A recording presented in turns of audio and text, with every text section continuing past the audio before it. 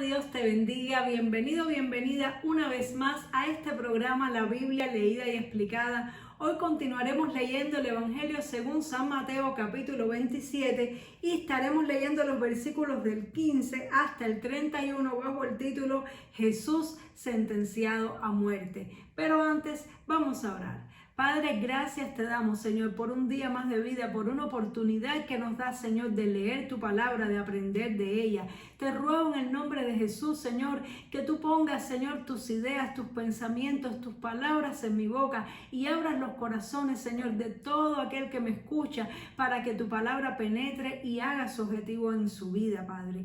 Te lo pido en el nombre poderoso de Jesús. Amén y amén. Gloria a Dios. Evangelio según San Mateo, capítulo 27, verso 15.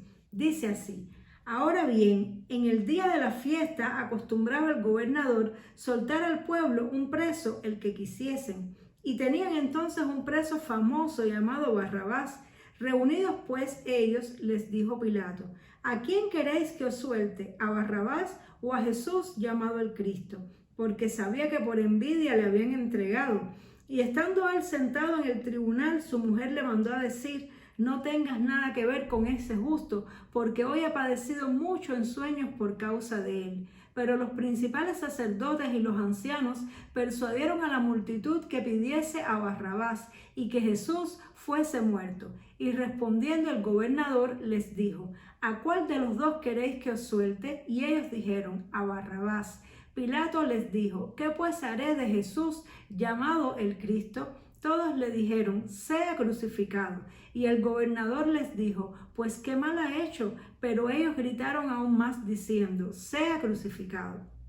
Viendo Pilato que nada adelantaba, sino que se hacía más alboroto, tomó agua y se lavó las manos delante del pueblo, diciendo: inocente soy yo de la sangre de este justo, allá vosotros. Y respondiendo todo el pueblo dijo: su sangre sea sobre nosotros y sobre nuestros hijos. Entonces le soltó a Barrabás y habiendo azotado a Jesús le entregó para ser crucificado.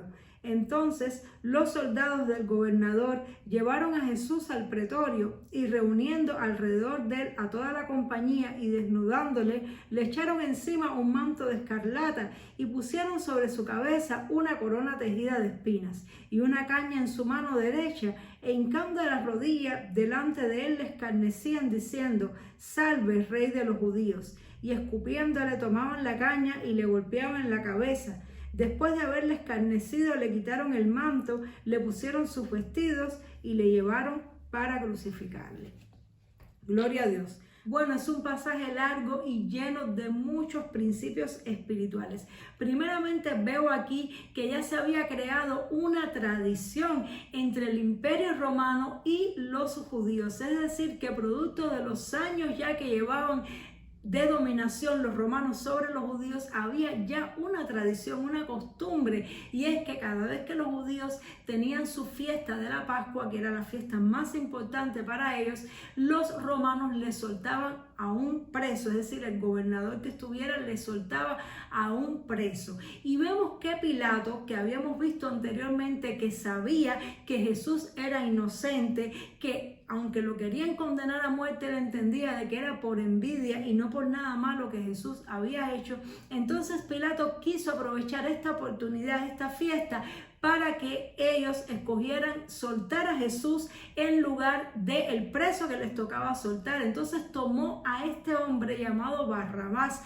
que era todo lo contrario de Jesús. Era un hombre rebelde, era un hombre que la Biblia nos dice en otros pasajes paralelos en el libro de Marcos y de Juan, que había encabezado un motín, que era culpable de asesinato, que era un salteador, es decir, un asaltante. Todo lo contrario de Jesús. Probablemente Pilato pensó que el pueblo, al ver este contraste tan grande entre Barrabás y Jesús, iban a escoger la liberación de Jesús. Sin embargo, Pilato se equivocó, porque esto que estaba sucediendo era algo de tipo espiritual. Las tinieblas estaban gobernando en ese momento, como Jesús le había dicho anteriormente a sus discípulos: es la hora de las tinieblas. Por lo tanto, ellos escogieron a Barrabás, escogieron a un criminal, a un delincuente en lugar de Jesús.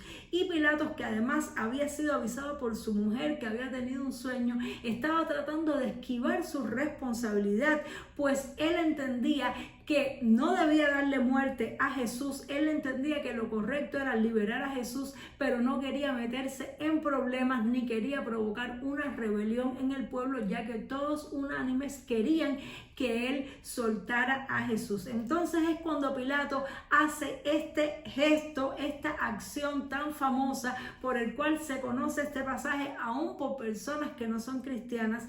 Pilato tomó agua y se lavó las manos diciendo que él no era culpable de esa sangre inocente. Es decir, que Pilato, aunque cedió a la presión del pueblo, no llevó adelante lo que él creyó que era justo, lo que él creyó que era correcto para no meterse en problemas, cosa típica de muchos gobernantes y la cual a Dios no le agrada que hagamos. Sin embargo, Pilato tuvo temor de Dios. Pilato vio que había una consecuencia espiritual por darle muerte a un hombre inocente. Incluso él sabía que se decía que Jesús era el Cristo. De hecho, él les dijo, no quieren que le suelte a Jesús, el llamado el Cristo. Es decir, él sabía que Jesús podía ser alguien muy importante, incluso que venía de Dios, y él no quería ese peso, esa consecuencia espiritual sobre su vida. Pero me llama mucho la atención de que el pueblo judío, siendo el pueblo que tenía la palabra de Dios, siendo el pueblo que entendía lo que eran las maldiciones generacionales y la consecuencia espiritual que podía tener un acto de sangre sobre sus vidas, estaban tan ciegos por el pecado que ellos incluso dijeron, sea sobre nosotros la sangre, y no solamente se limitaron a hacerse culpables de la sangre de Jesús, sino sobre nuestros hijos. De alguna manera ellos, sin saber, estaban profetizando, no sabían que estaban de alguna manera bendiciendo a sus hijos, ya que la sangre de Jesús es la que nos limpia nuestro pecado, pero en realidad ellos en este momento lo que estaban era cargando con la culpa de este acto de muerte que se le iba a dar a Jesús.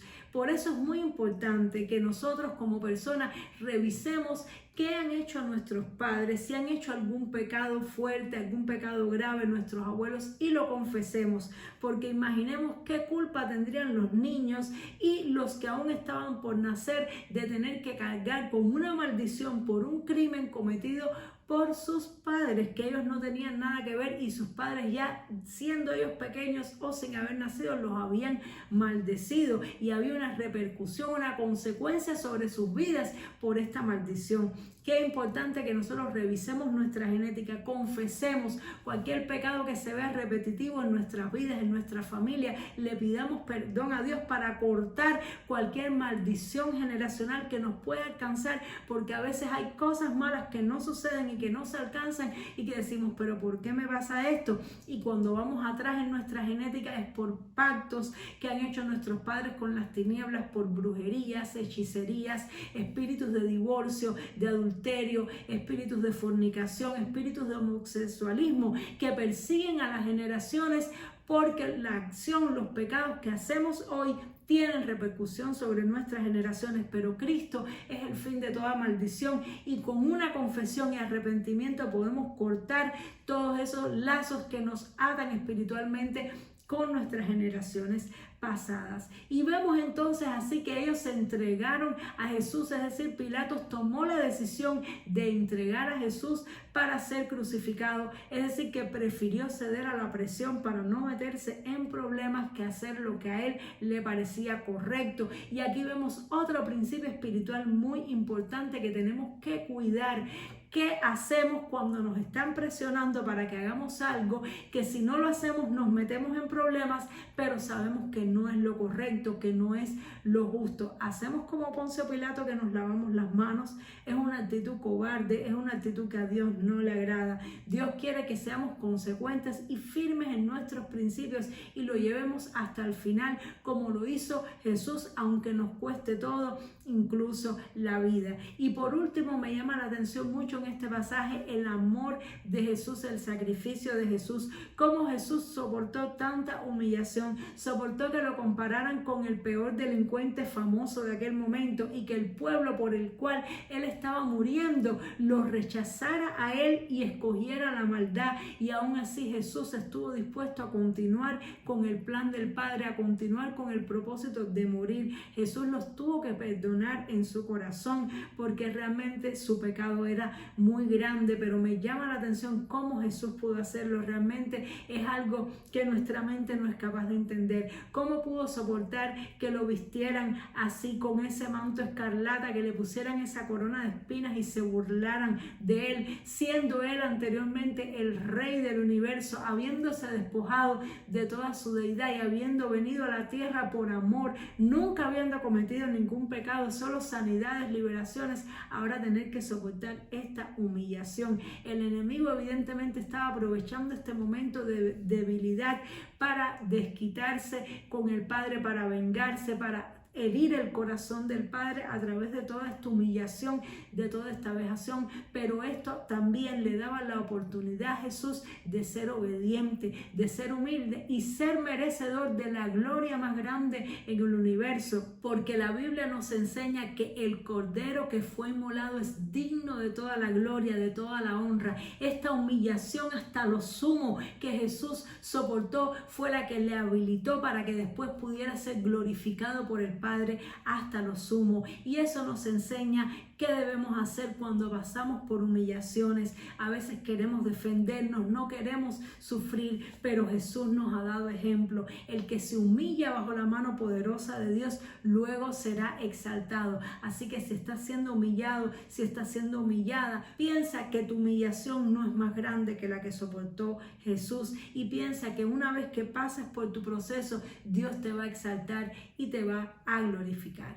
Vamos a orar. Padre, te damos gracias por este día, gracias por esta palabra, Señor, que tú nos has ministrado, nos has enseñado hoy, por todos los principios espirituales que tú nos has revelado a través de ella. Ayúdanos, Señor, a ponerlo por práctica, Dios mío, a confesar todo pecado de nuestras generaciones para cortar con cualquier maldición generacional, Dios mío, por el pecado de nuestros padres, Padre Santo, a ser firmes en nuestras convicciones, Señor, y ser responsables, Dios mío, con la justicia, con la autoridad que tú nos has concedido, Padre Santo, para que no nos lavemos las manos como Poncio Pilato, y a que podamos soportar humillación por amor a ti, como lo hizo Jesús, nuestro Maestro, nuestro ejemplo, Señor, nuestro Rey de gloria, al cual tú lo coronaste con una corona no de espinas, sino de oro.